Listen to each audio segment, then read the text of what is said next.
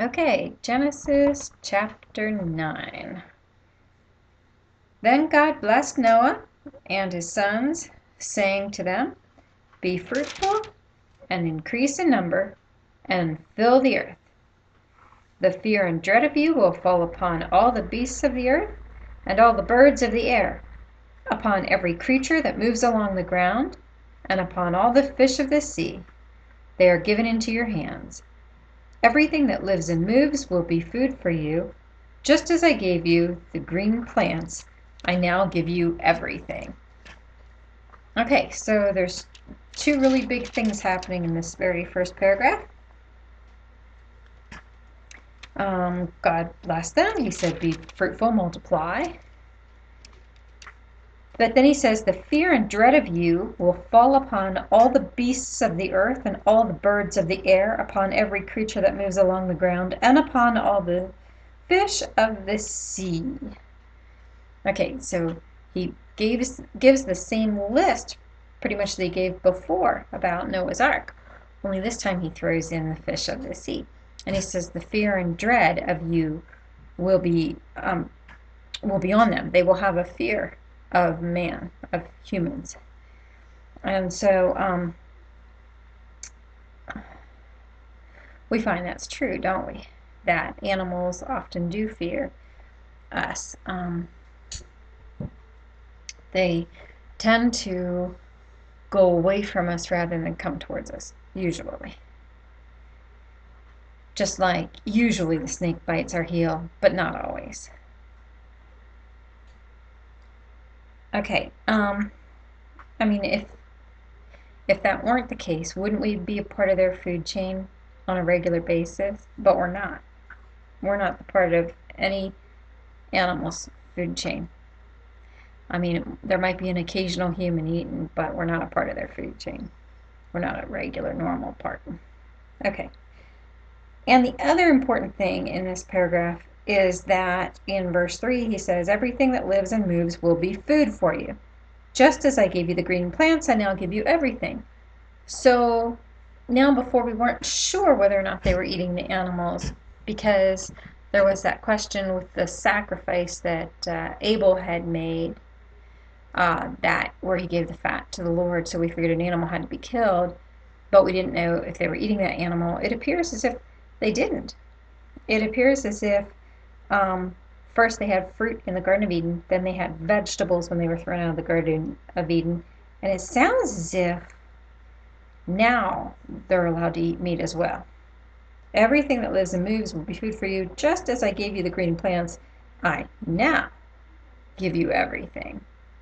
So it sounds like they went from eating fruit to being vegetarians to being carnivores now.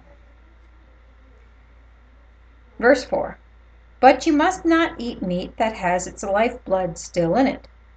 And for your lifeblood I will surely demand an accounting. I will demand an accounting from every animal. And from each man too I will demand an accounting for the life of his fellow man." Okay, so the first thing he tells us in this paragraph, well, and let me state something to you. Paragraphs were put in by us. The original script did not have paragraphs and chapters and verses. We did that. But it makes it easier for us, especially when we're studying it, to discuss where to turn. Okay, so you mustn't eat meat that has its lifeblood still in it. Is there a difference between blood and lifeblood? I don't know. So I do know a lot of people will make sure the blood is drained out of an animal first before they eat it.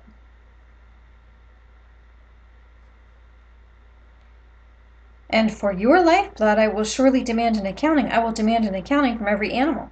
And from each man too I will demand an accounting for the life of his fellow man." So it sounds like there's an accounting for when a human is killed. They're going to be demanded an accounting by God. I'm not exactly sure what that means, but it appears that it's only related to when a human is killed that accounting is going to occur. "Whoever sheds the blood of man, by man shall his blood be shed. For in the image of God has God made man. So whether it's an animal or whether it's man, whoever kills man is going to have to answer to God. And it says here, by man, his blood will be shed. So they'll also die, be murdered, not natural causes. Verse 7, as for you, be fruitful and increase in number, multiply on the earth and increase upon it. Then God said to Noah and to his sons with him, I now establish my covenant with you and with your descendant and with, let me start that again. Then God said to Noah and to his sons with him, I now establish my covenant with you and with your descendants after you, and with every living creature that was with you, the birds, the livestock, and all the wild animals, all those that came out of the ark with you, every living creature on earth, I establish my covenant with you. So he's going to make a covenant, an agreement, a contract with all the animals that came out of the ark and with Noah. Now again, he's not listing the fish in the sea. The covenant's not with the fish in the sea. Never again will all life be cut off by the waters of a flood. Never again will there be a flood to destroy the earth. That's the covenant. That's the promise that God makes to everything that came out of the ark and every human that came out of the ark and all their descendants.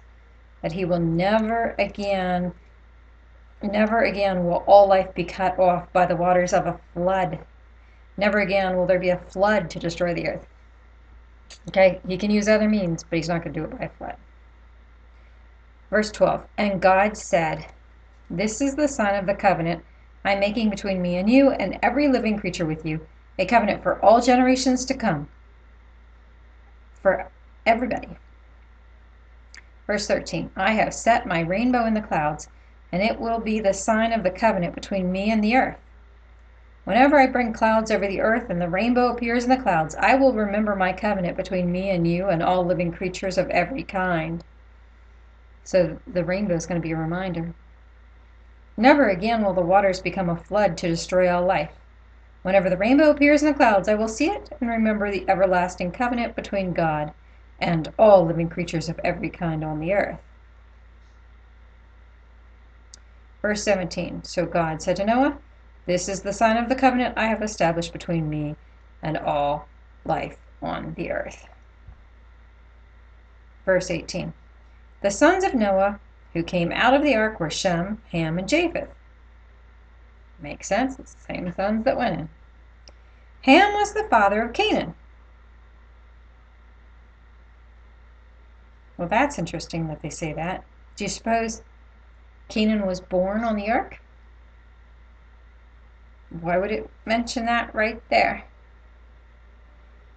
Verse 19. These were the three sons of Noah, and from them came the people who were scattered over the earth. Okay, so a lot of times people will say everybody's a descendant of Adam and Eve, but we can be even more specific. Many generations later, we're all descendants of Noah, aren't we? Because it says, from them came the people who were scattered over the earth. Verse 20, Noah, a man of the soil, proceeded to plant a vineyard. So, a farmer. He proceeded to plant a vineyard. Verse 21, when he drank some of its wine, he became drunk and lay uncovered inside his tent. Ham, the father of Canaan, saw his father's nakedness and told his two brothers outside. But Shem and Japheth took a garment and laid it across their shoulders. Then they walked in backward and covered their father's nakedness. Their faces were turned the other way so they would not see their father's nakedness. So it sounds like Ham saw his father was naked and just wasn't going to do anything about it. Just told his brothers, hey, Dad's in there passed out drunk and naked.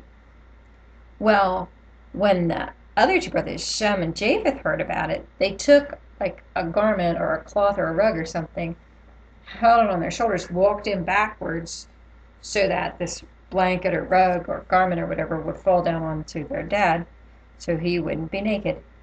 And they did not look towards him. Their faces were turned the other way so they would not see their father's nakedness.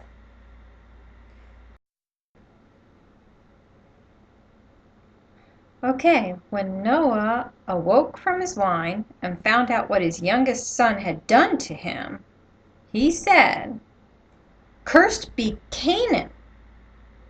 Okay, so now he's talking about Ham's son. Instead of saying, "Cursed be Ham," he's cursing Ham's son. "Cursed be Canaan. The lowest of slaves will he be to his brothers." He also said, "Blessed be the Lord, the God of Shem. May Canaan be the slave of Shem." That would be Shem's nephew. Canaan is Shem's nephew. Shem is his uncle. So blessed be the Lord, the God of Shem. May Canaan be the slave of Shem. May God extend the territory of Japheth. May Japheth live in the tents of Shem. And may Canaan be his slave. So now we're taking Noah's grandson, and Noah's putting a curse on him. He says, "Cursed be Canaan."